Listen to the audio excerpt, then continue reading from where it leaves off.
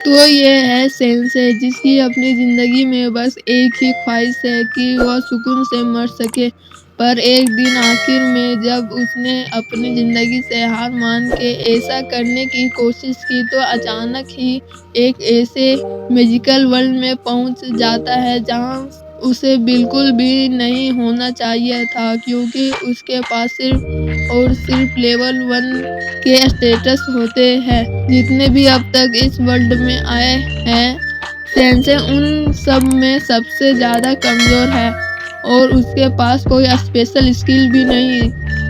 इसलिए सबको ऐसा लग रहा होता है कि शायद सेंसे गलती से इस वर्ल्ड में आ गया। सेंसे नाम का ये आदमी अपनी जिंदगी से परेशान होकर अपनी मासूका सच्चा के साथ इस दुनिया से जाने का फैसला करता है और वो लोग खुद को एक लाल धागे से बांध लेते हैं ताकि दोनों हमेशा आफ्टर लाइफ में साथ रह सके।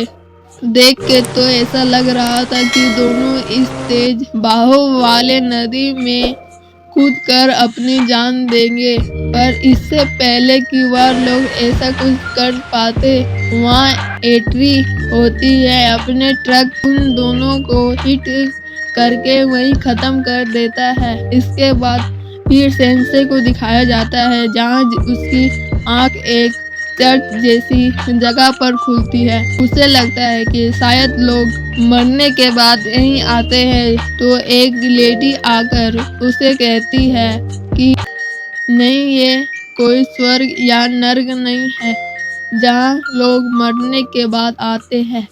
इस लेडी का नाम एंटे, जो दूसरे वर्ल्ड से आने वाले लोगों को गाइड करने का काम करती है। एंटे अब सेंसे को इस वर्ल्ड के बारे में बताती है कि तुम्हारे वाले से बिल्कुल ही अलग है। यहाँ ह्यूमंस के साथ साथ कई सारे बीस्ट, मॉन्स्टर और डिमंस भी रहा करते हैं।